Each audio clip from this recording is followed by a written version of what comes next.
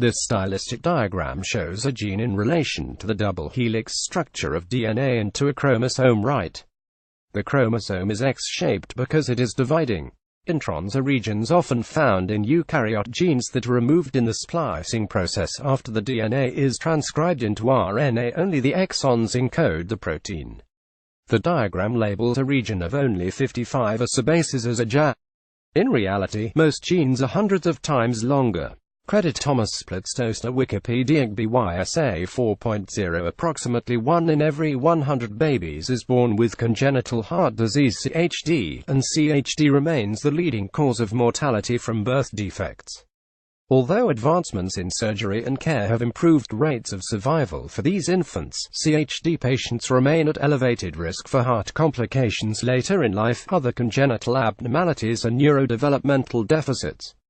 With relatively little known about the genes underlying many cases of CHD, pressing questions from parents about their children's future health and about risk of CHD for future offspring remain difficult for physicians to answer.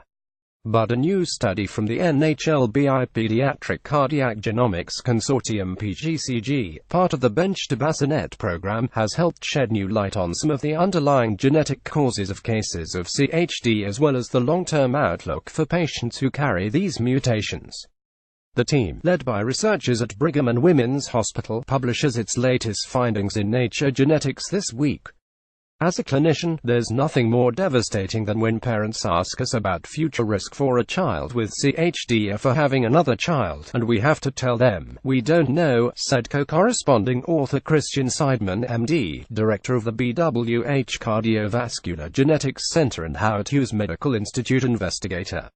The discoveries revealed through this work not only teach us about the fundamental biology through which the heart gets built, but also have important clinical implications. Detecting these mutations could help us alert patients and parents to risk of ongoing problems that can be addressed and managed, and define risk for a second child.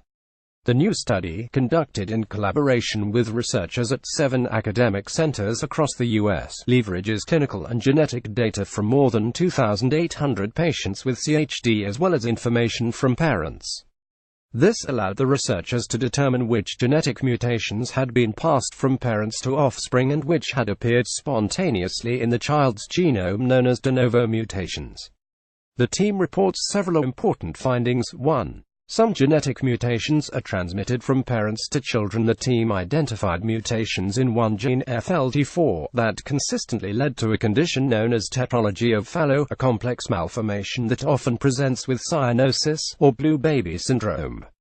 The team found that mutations in the gene encoding myosin, a contractile protein that is highly expressed during development, accounted for about 11% of Chance syndrome, which affects 4 regions at the left side of the heart. The team also reports a shared mutation among some CHD patients with Ashkenazian ancestry.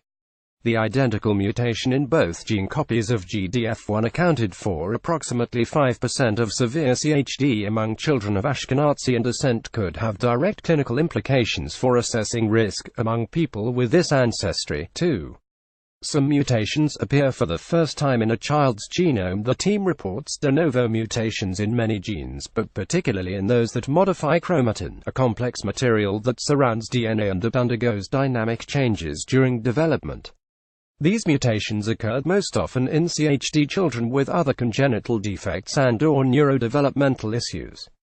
Notably, these same genes have been previously associated with autism, which may account for high rates of neurocognitive issues in some children with CHD.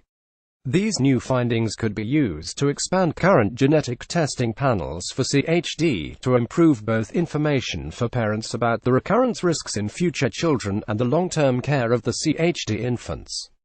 Seidman notes that while this research is still ongoing, these findings already indicate that as many as 400 genes contribute to CHD. Given that, sequencing a baby's whole genome may be a better approach than screening for specific mutations.